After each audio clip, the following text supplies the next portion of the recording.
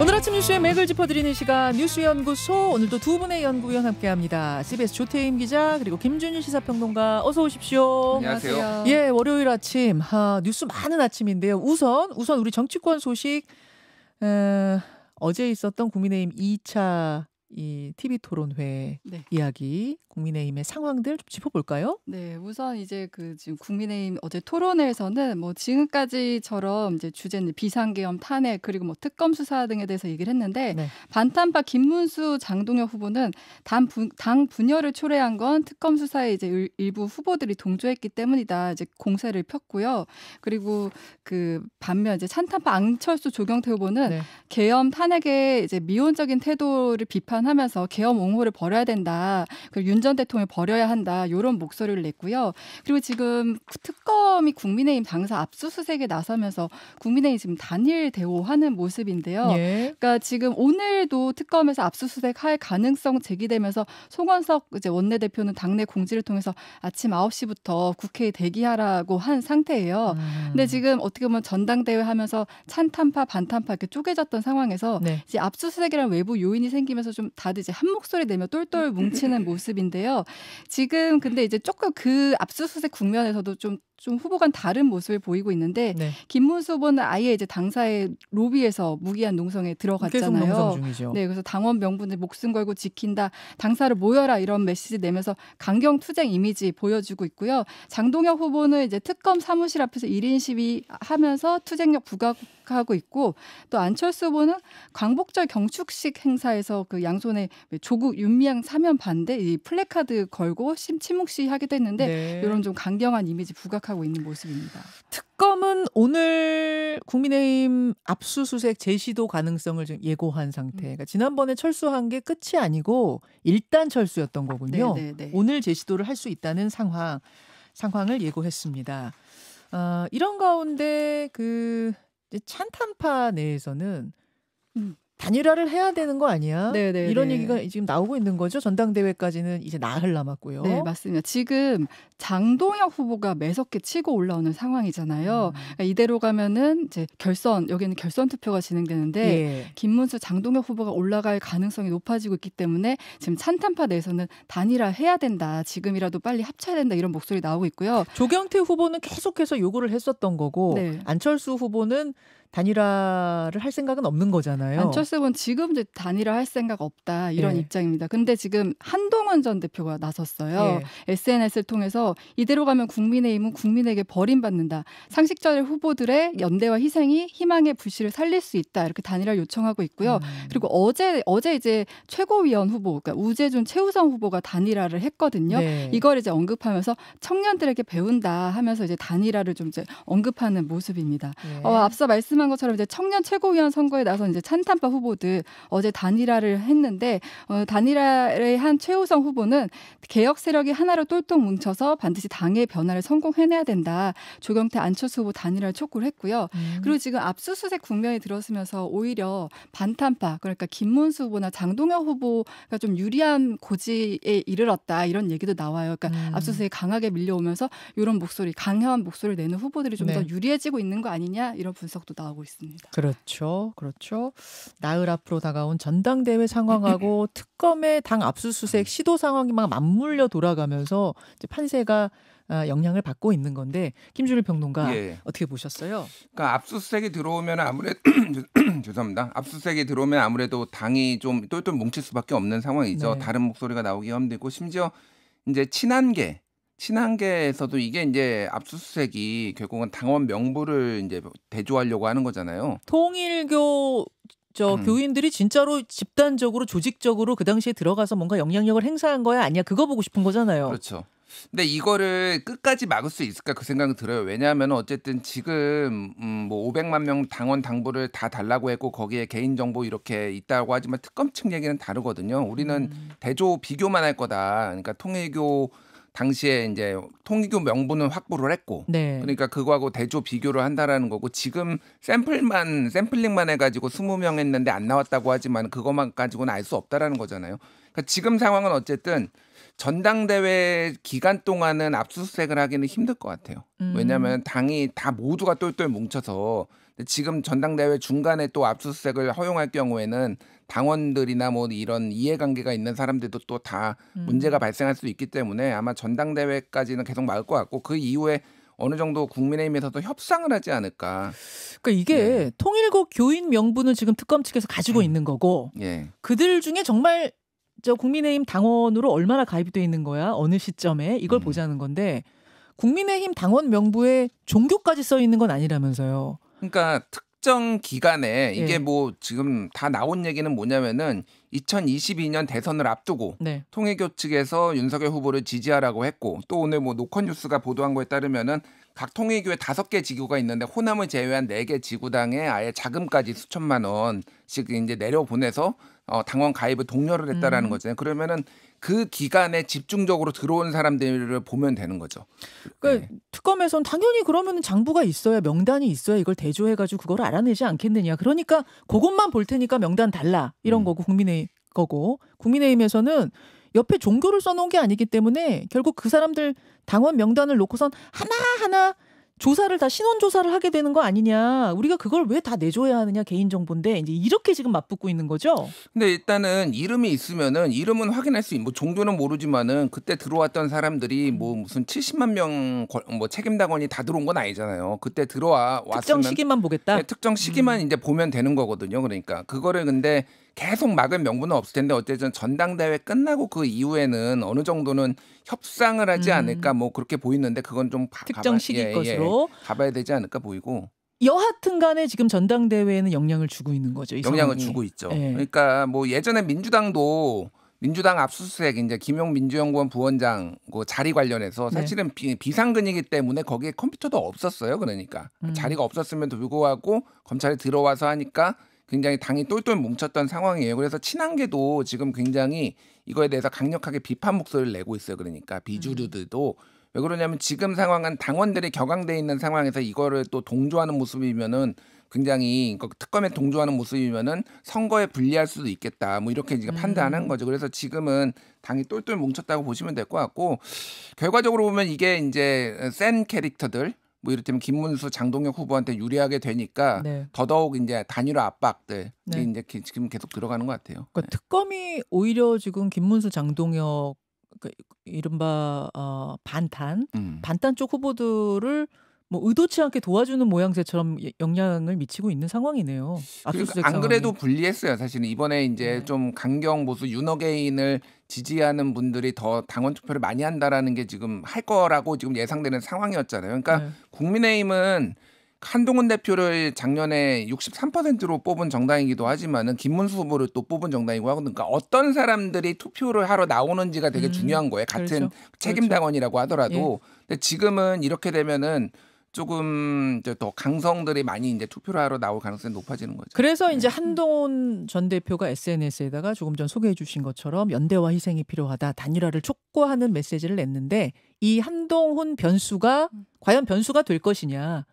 즉 찬탄 지지자들이 아예 지금 관심이 없는데 전당대회에 관심 가지고 참여를 할 것이냐. 이게 마지막 변수 정도 될까요?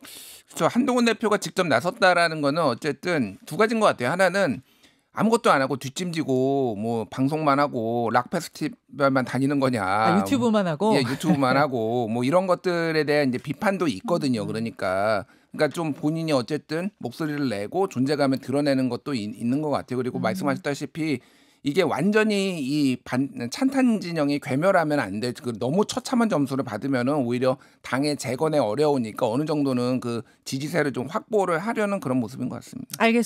알겠습니다. 오늘 요 내용 관련해서는요. 2부에 정치 맛집 있거든요.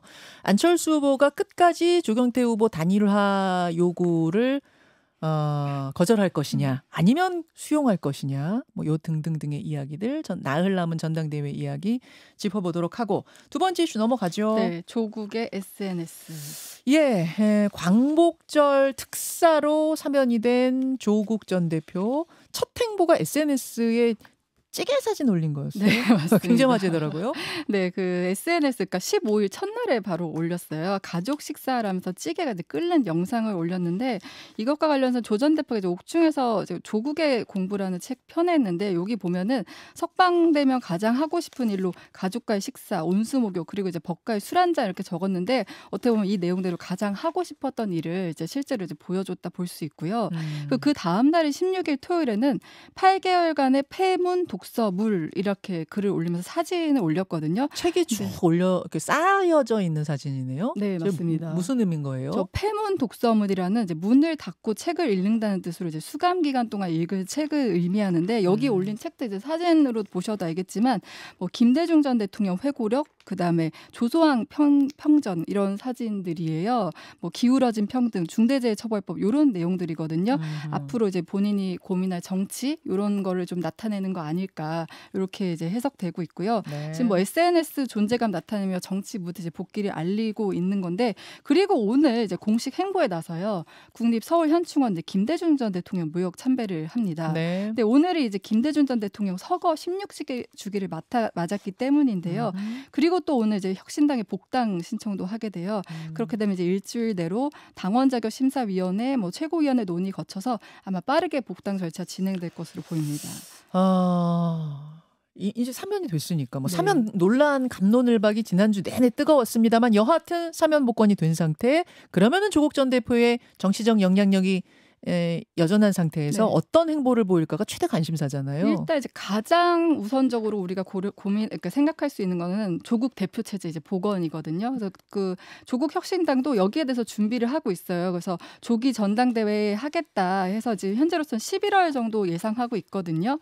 근데 이제 뭐 대표 복귀는 이제 거의 다 기정사실화된 상태인데 이제 관심은 출마잖아요. 네. 내년 지방선거나 뭐 재보궐선거에 출마할 것이냐 이건데 조국 전 대표가 그 한겨레와 그 15일, 그러니까 출소 당일에 인터뷰를 하고 그 기사가 오늘 났더라고요. 오늘자 한겨레의 첫 단독 인터뷰, 첫 출소 후 인터뷰가 났는데 내용은 뭐예요? 네, 향후 행보에 대한 질문이 있었는데 그 내년 6월에 열리는 지방선거 또는 이제 재보궐선거에 국회의원 재보궐선거 개항을 언급이 되고 있죠. 여기에 출마할 생각인지 묻는 질문에 지방선거가 될지 국회의원 재보선이 될지 모르겠지만 정치적 심판을 받을 것이란 말씀은 드릴 수 있다. 그러니까 당내에서 필요한 곳에 나가겠다 했어요. 그러니까 이거는 정치적 심판을 받겠다는 이야기는 선거 나가겠다는 얘기네요. 그렇죠. 출마 의지는 분명히 밝혔다고 볼 수 있습니다. 어디가 될지 모르겠지만 나가겠다는 이야기 밝혔고. 네, 그리고 재심 얘기가 요 사이에 좀 나왔었잖아요. 재심에 대해서는 하지 않는 쪽으로 이제 얘기를 했고요. 그리고 이제 합당, 그러니까 지금 민주당과의 합당 얘기도 이제 정치권에서 얘기가 나오고 있는데 뭐 그 혁신당 의원들은 대부분 합당은 너무 성급하다 이런 얘기를 하는데 조 전 대표도 내부 논의를 해야 하고 합당이 최선인지 생각해봐야 한다. 좀 신중한 태도를 보였어요. 그러니까 내년 지방선거, 2028년 총선을 생각할 때 두 당의 관계 형성이 우선일지 합당이 옳은지에 대한 이제 논의를 거칠 것이다. 그러니까 이게 연말을 지나서 내년에 들어갈 때 어떤 게 이 진영 전체에 도움이 될지 전체적인 관점에서 생각하겠다. 이렇게만 얘기를 했습니다. 알겠습니다. 출마는 한다? 출마는 한다. 네. 어딘진 모르겠다. 합당? 이건 잘 모르겠다 아직. 그다음에 지지층 일부에서 이제 뭐 재심을 이거 신청해야 되는 거 아니냐라는 데에 대해서는 완전히 선을 그었습니다. 과거로 돌아가는 걸 원치 않기 때문에 재심 청구하지 않겠다. 자, 김준일 평론가. 예. 뭐 SNS에 이제 올리는 거는 원래 조국 대표가 사실 우리나라 정치인 중에서 SNS 제일 잘 활용하는 사람 중에 한 명이었어요. 예전에 민정수석 할 때부터 이렇게 해서 법무장관 때 해서 기억하실지 모르겠는데 이제 뭐 소주를 3병을 놓고 예전에 조국 사태가 벌어지기 전에 그때 뭐 부산에 가서 친구들을 만나면 원초적 힘을 받는다 그러면서 대선 진로 좋은데 그래서 이거 대선 출마 얘기하는 거냐. 너무 유명해서 대선 진로 좋은데. 예. 그리고 뭐 조국 이제 막 그 수사 받을 때는 그때 뭐 케이크 들고 이제 들고 가는 뭐 뒷모습 사진. 그러니까 약간 그 이미지 정치 이런 것들을 굉장히 잘 하는 거고. 뭐 된장찌개 이거는 뭐냐면은 그 교도소에서 책을 집필을 했어요. 조국의 공부, 감옥에서 쓴 편지 이런 건데 그때 석방되면 가장 하고 싶은 게 가족과의 식사, 온수목욕, 동지와의 술 한잔 이런 거를 써놨거든요. 그러니까 거기에 써놓은 얘기예요. 그러니까 가족하고 밥 먹는 장면. 다만 저 이제 된장찌개인데 저기 이제 네티즌들이 또 이제 추적을 했잖아요. 저희가 미쉐린 가이드에 나오는 굉장히 비싼 한우 툭불집이다. 그래서 한우 먹고 왜 뒤에 지금 된장말이죽 저것만 먹은 것처럼 올리냐 뭐 이렇게 비판하시는 분들도 있더라고요. 아니, 그걸 추적을 했다고요? 네. 저 숟가락하고 저 그릇만 보고도 그게 추적이 돼요? 저거 왜냐하면 저렇게 올려놓은 사람, 저 사진들을 비슷한 거 올려놓은 사람들이 굉장히 많기 때문에 AI가 찾아준 것 같네요. 조국 방배 설해마을에 있는 뭐 한우 툭불집이라고 합니다. 와, 대단한 네티즌들입니다, 진짜. 이런저런 논란이 있었고 알겠습니다. 그 인터뷰로 저는 이제 다 읽어봤는데 일단 전략적 모호성을 좀 두려는 것 같아요. 그러니까 뭐 지금 합당이냐 아니냐 이게 왜냐하면 계속 사람들이 물어볼 거 아니에요. 기자들도 물어보고 어디 출마할 거냐 이거 자체가 워낙 이제 중량감 있는 정치인이기 때문에 그런 전략적 모호성을 좀 두고 가는 것 같고 뭐 원칙적으로 맞죠. 그러니까 다 합당도 당원들한테 의사를 물어봐야 되는 거지 아직 지금 당원 가입도 안 했어요. 맞아요. 지금 탈당 상태라서 당원 가입하고 11월로 예상되는 전당대회에 나오고 그리고 당대표가 되면은 뭐 합당이든 뭐든 물어보고 뭐 이런 절차를 밟아야 될 것 같습니다. 네. 그래서 어쨌든 지금 이재명 정부 지지율이 많이 떨어졌어요. 그거의 원인 중에 하나가 이제 뭐 조국 대표의 사면 아니냐 뭐 이런 거에 있어서 예를 들면 윤준병 의원은 또 조국 대표를 좀 비판하는 뭐 페이스북도 썼거든, 글도 썼거든요. 입시 비리 범죄 행위는 좀 비판받아 마땅하다. 그러니까 이게 민주당하고 무조건 좋은 관계로만 갈 수 있을 것 같지는 않아요. 여러 가지로 정치적 동반자기도 하지만 경쟁 관계도 하고 그렇죠. 민주당에서도 약간 조국 대표에 대한 불만들이 있어요. 그러니까 뭐 대통령이 결정한 거긴 하지만은 지금 이 시점에 이렇게 지지율이 떨어지게 된 것에 대한 어떤 부담들 이런 것도 있어서 앞으로 향후 행보를 좀 봐야 될 것 같아요. 예. 다른 게 아니라 광복절 특사였잖아요. 그리고 광복절 기념식 그날의 국민 임명식이 반쪽짜리가 된 것도 결국 이제 사면의 이유가 컸다라고 하게 되면서 결국 민주당 안에서도 굳이 이제 이런 이야기가 나오는 상황이고 그래서 조국 전 대표는 더 고마워한다 또 이런 이야기가 나오는 상황이어서 어쨌든 정치판에 큰 변수 하나가 등장한 것만은 분명해 보입니다. 이 이야기도 역시 2부 정치 맛집에서 더 이어가 보죠. 세 번째 이슈 넘어갑니다. 트럼프 젤렌스키 회담. 자, 이제 이 뉴스가 중요한 건데 트럼프 미국 대통령하고 푸틴 러시아 대통령이 만난 건 미국 시각으로 15일이었어요. 그러니까 우리 시각으로는 금요일 뭐 이렇게 되는 거죠. 네네. 사실 그때만 해도 조태임 기자. 맞아. 아니 두 사람이 만났으면은 휴전 얘기가 나올 줄 알았는데 휴전에 휴자도 안 나오네. 빈손으로 끝났네. 네. 노딜이네. 맞습니다. 이런 이야기가 주말 내내 나오다가 이게 반전이 있습니다. 토요일까지는 계속 노딜이다. 아무 성과 없었다. 이런 얘기가 나왔는데 어제 오후부터 조금 이제 기류가 좀 바뀌었어요. 그리고 트럼프 대통령도 노딜이라는 얘기 가짜 뉴스다 이렇게 밝혔거든요.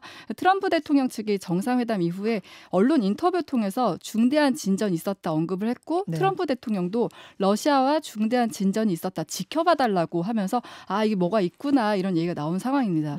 지금까지 이제 알려진 내용들은 푸틴 대통령이 그 우크라이나 돈바스 지역 여기 이제 아직 뭐 전략적 요충지 여기 도네스크를 포기하면은 러시아가 이제 우크라이나가 추구하는 나토 가입까지는 아니어도 나토와 유사한 방식의 집단 안전 보장 체제를 용인하겠다 이런 식의 내용이 오간 것으로 지금 보여요. 그러니까 트럼프 대통령 당초에 이제 정상회담하기 전에는 우크라이나전 즉각 휴전을 요구할 것이다 예상했지만 지금 이제 푸틴 대통령의 입장을 수용해서 당장의 휴전보다는 이제 평화 협정을 통한 이제 전쟁 종식 이쪽으로 좀 방향을 선회했다 이렇게 볼 수 있는 상황입니다. 그런 상황에서 오늘 트럼프 대통령과 젤렌스키 대통령 직접 만나는데요. 그래서 이제 오늘 회담이 매우 중요하다, 분수령이 될 것이다 이런 얘기 나오고요.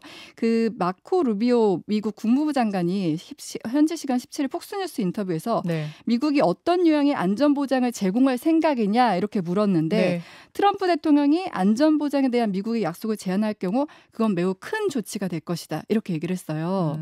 이 얘기는 뭐냐면은 러시아가 이제 추가 침공 가능성이 있는 상황에서 안전보장을 유럽에만 맡기지 않고 미국도 어느 정도 나설 수 있다. 미국의 역할을 좀 얘기했다. 이런 해석이 나오거든요. 그래서 지금 젤렌스키 대통령 앞에는 이제 중요한 선택지가 놓여져 있는 게 이 영토를 내주고 안전보장을 확보할 것인가 이런 건데요.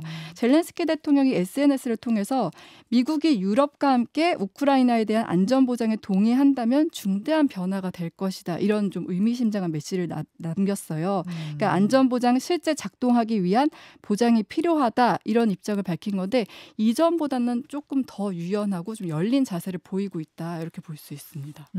김준일 평론가. 네. 러시아가 이 우크라이나 전을 이렇게 오래 끌고 온 거 처음 시작한 또 계기 저 돈바스를 먹고 싶다는 거였잖아요. 네. 돈바스 국경에 있는 저 돈바스를 먹고 싶다는 걸로 여태까지 온 건데 결국은 저 돈바스 다오. 그러면 휴전해 줄게. 그리고 미국이 저 불안한 우크라이나를 안전 보장은 당신들이 좀 해주시오. 요렇게 해가지고 지금 트럼프하고 푸틴이 일종의 히든 딜, 숨은 딜을 지금 했다는 거거든요. 예. 이렇게 되면 푸틴이 활짝 웃을 일 아닌가요? 이게 만약 받아들여진다면 끝까지? 그러니까 결과적으로 보면은 영토를 우크라이나는 뺏긴 거고, 예. 그리고 이제 뭐 러시아는 얻은 거죠. 사실 이제 크림반도부터 해가지고 야금야금 우크라이나 영토를 먹고 있거든요.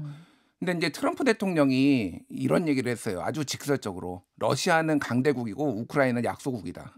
이거 너무 직설적인데 너희 힘 없잖아. 너희 뭐 우리가 지원 안 해주면 우크라이나 너희가 전쟁이나 치를 수 있어. 사실상 이제 젤렌스키를 굉장히 압박하는 거죠. 지금 이제 돈바스 지역이 도네츠크하고 루안스크주를 얘기를 하는 건데 그 지도를 보셨지만은 거기에 한 88%를 지금 러시아가 점령하고 있고 네. 12%를 우크라이나가 지금 하고 있는데 12%도 우리가 먹겠다. 그러면 우리가 평화협정 맺겠다 이런 거예요.